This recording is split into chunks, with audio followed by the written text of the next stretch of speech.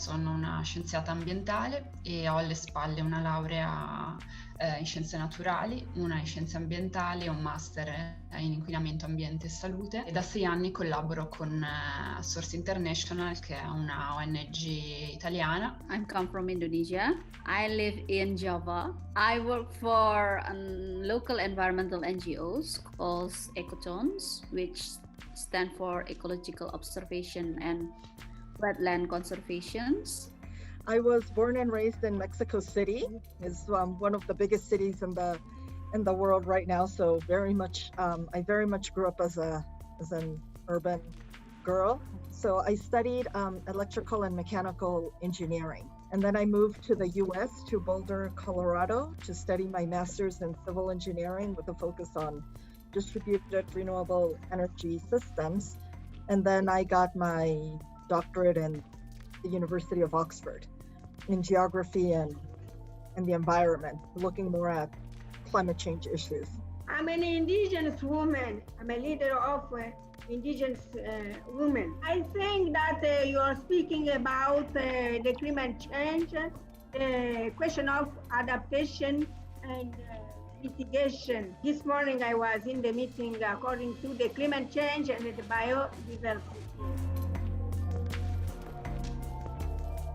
What we want the gender justice. What we wanted to have a benefit of our natural resources. What we want to limit the surface of logging, because we have to leave something for the future generation.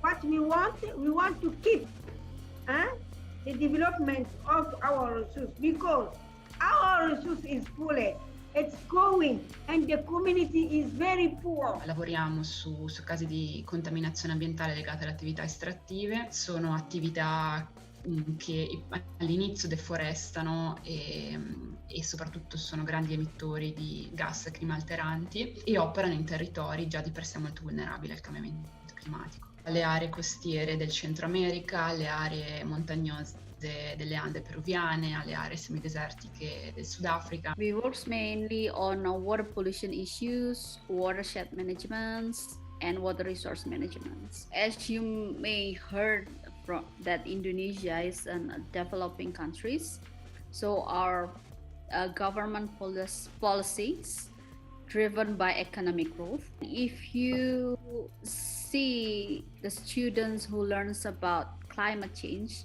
usually the teacher giving them picture of melting glacier. It's very far from our situation. We don't have snows, we didn't see glaciers. So if you try to put that picture into students' idea about climate change, it's not connected with them. So it's also become a problem.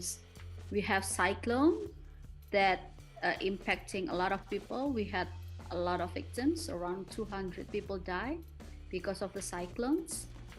This is the first time it's happened in Indonesia, and people starting talking that the climate change has impacting the people.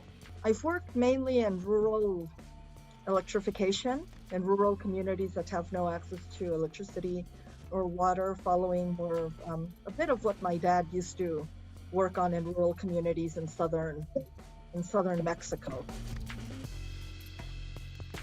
I always wondered why my dad liked to spend so much time in rural communities, because he would spend like 3 weeks out in the sticks, so to speak, and 1 week at home, and then would go away for another 3 to 4 weeks and back. And I thought it would have to be something very interesting, very charming, very meaningful.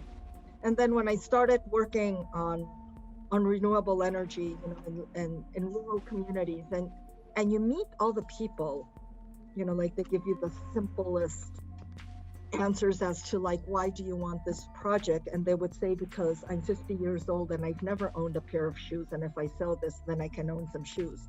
Or my kid can go to school with a uniform that I've never been able to afford before.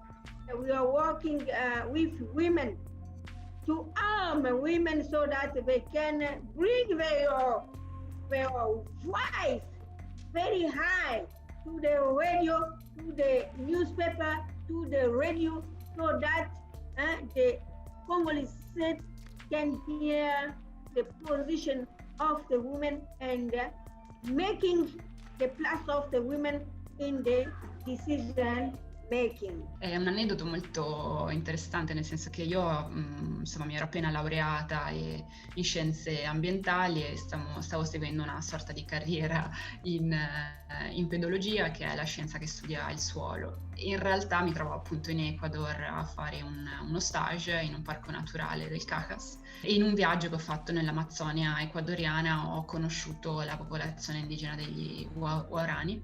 È stato probabilmente una porta per me di conoscenza incredibile, in cui loro mi hanno insegnato e mostrato gli impatti delle attività petrolifere di una compagnia cinese nei loro territori, e per me è stato abbastanza impattante come racconto, e da lì ovviamente ho iniziato a domandarmi in che modo la scienza è utile. Quindi in realtà, se la scienza non ha la componente sociale, non è utile.